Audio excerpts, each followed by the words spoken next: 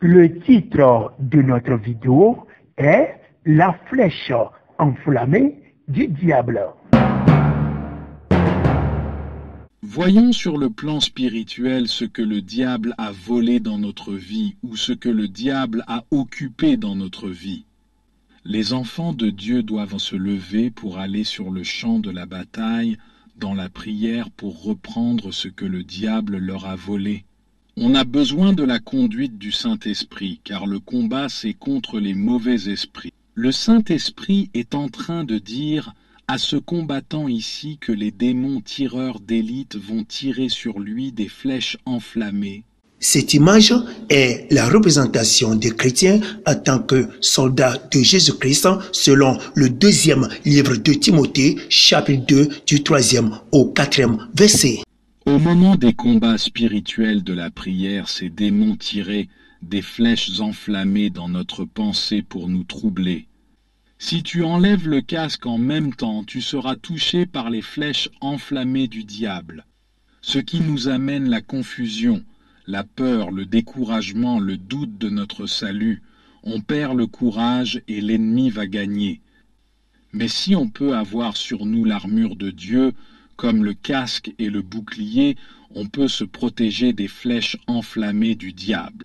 Le seul moyen par lequel nous allons gagner les combats spirituels dans la prière, c'est de se laisser conduire par l'Esprit de Dieu en toutes choses. Si on se laisse conduire par le Saint-Esprit, alors Dieu sera avec nous dans le combat. Le combat consiste à prier sans cesse, à avoir de bons comportements, à obéir à Dieu en toutes choses. Le combat, c'est contre les mauvais esprits. C'est pourquoi nous devons être remplis de la puissance du Saint-Esprit. Comme dans tout autre combat, on a des échanges de coups. Tu envoies des coups au démon, lui aussi t'envoie des coups. Et ce sont de différents problèmes qui arrivaient dans la vie des enfants de Dieu comme des persécutions. On est rejeté par tout le monde. Ces persécutions nous amènent parfois à la chute dans une désobéissance. C'est mauvais. Relevons-nous rapidement pour continuer le combat selon la volonté de Dieu. Se relever de sa chute consiste à abandonner le péché dans lequel on était tombé et continuer à obéir à Dieu en toutes choses. L'ennemi, le diable, va utiliser certaines situations pour te combattre sérieusement avec des pensées négatives et décourageantes. Ne laissons pas le diable nous dominer car notre Seigneur Jésus-Christ est le Tout-Puissant. Alors recommandons le diable de quitter notre vie au nom de Jésus.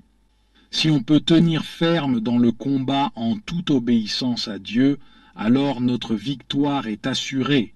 Bible TV International. La parole de Dieu, les chansons, les témoignages, la lecture de la Bible, les vidéos chrétiennes, les prières, évangélisation, des questions. Enregistrez notre numéro et entrez dans notre groupe WhatsApp pour en avoir plus. Bible TV International.